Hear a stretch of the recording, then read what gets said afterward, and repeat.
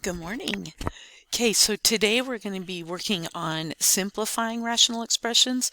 So some of this is going to be review. We're going to start with some review and work our way up. So first we're going to simplify and then we're going to evaluate. So looking at this, we've got two things we can simplify. We can do our numbers and we can do our variables.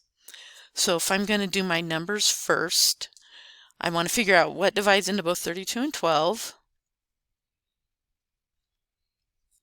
So 32 divided by 4 is 8, and 12 divided by 4 is 3. Now I'm going to look at my variables. So I have an x squared over cubed. Remember, we subtract our exponents. So 2 minus 3 equals a negative 1. That negative tells me it's at the denominator. So I'm left with x to the first power in my denominator. And we don't usually put a 1 for first power. Now I'm going to evaluate. So evaluate just means to plug in. Now it wants us to give the excluded value. So excluded value means in a fraction, I can't divide by 0. So whatever is going to make this equal to 0, our denominator equal to 0, is excluded. So x cannot equal 0. That would be our excluded value. So this would be our simplified fraction, and that would be our excluded value. So we're going to try that again. So I've got 60/12. So I'm going to do my numbers. I can divide both by 12. If you happen to divide by a number that's not the greatest common factor, then you can divide it a second time. So 60 divided by 12 is 5, and 12 divided by 12 is 1. I'm not going to write 1 because we don't usually put 1 in the denominator of our fraction. Now I'm going to do my variables. So I have 3 minus, and remember, if I don't see a number, that's a 1. This time I got a positive number, so that means I'm going to have x squared in the numerator.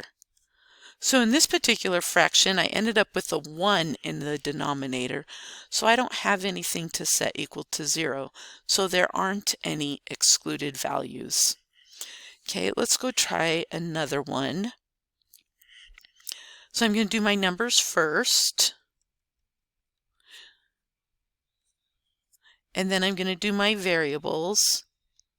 That says numerator. And again, I don't have any excluded values. So doing my numbers first, and you don't have to do your numbers first, I just always do.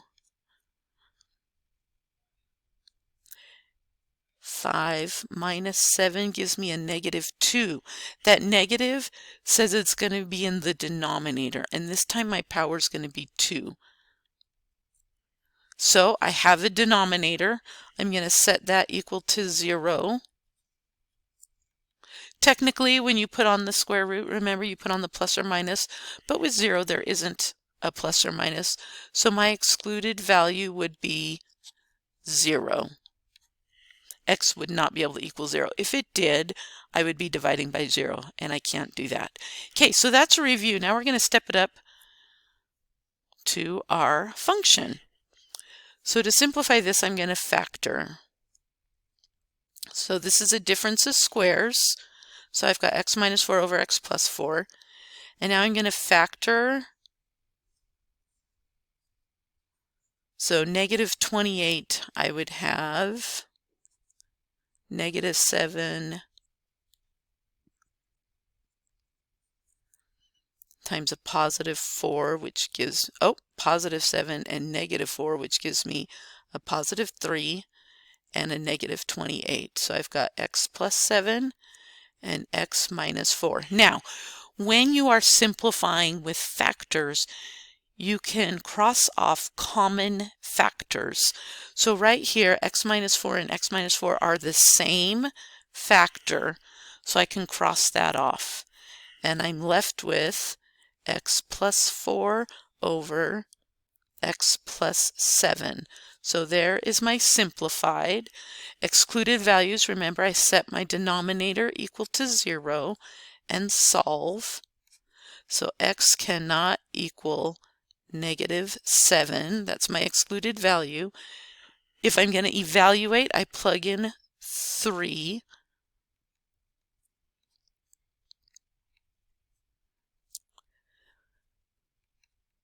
And that's what I get when I evaluate.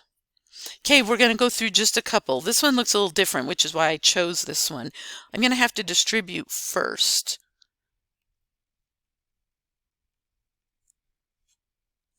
Now I notice that I have a common factor. This is set up for grouping. So I'm going to take out my common factor and I'm going to write what's left.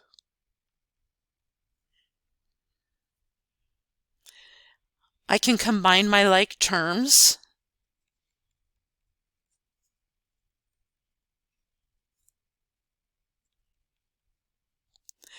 Now notice this numerator doesn't have parentheses, but it is a factor. So I'm going to put it in parentheses so I can cross it off. If I have nothing left in the numerator, do I write 0 or 1? I'm going to write 1. If I had 0, 0 times anything would be nothing. When I divide things out, I'm dividing to 1. So just like numbers, 7 divided by 7, it's not 0. 7 divided by 7 is 1. Crossing off common factors would equal 1. My denominator is x plus 2. To find my excluded value, I set it equal to 0. So x cannot equal -2. And here is my simplified fraction. Okay, let's take a look at this one. I notice that I can take out a greatest common factor of 35 and 25. Now I see I have common factors. So I can cross off my common factors. I notice that I can simplify that. Both of those are dividing by 5.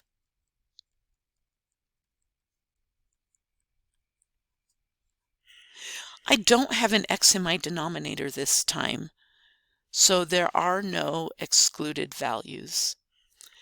Okay, I'm going to do a couple more. I notice again that I can take out a common factor.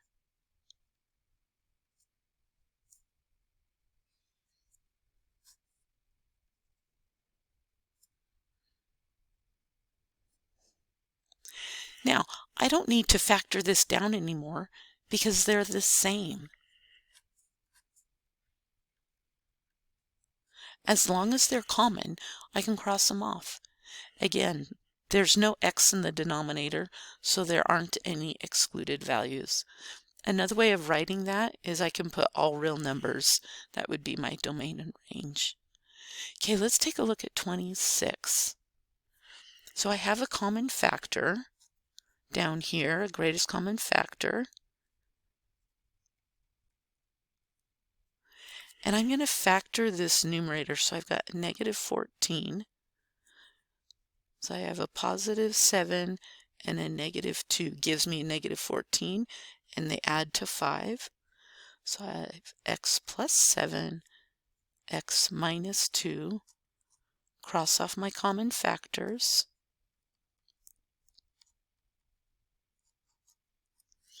Setting x squared equal to 0.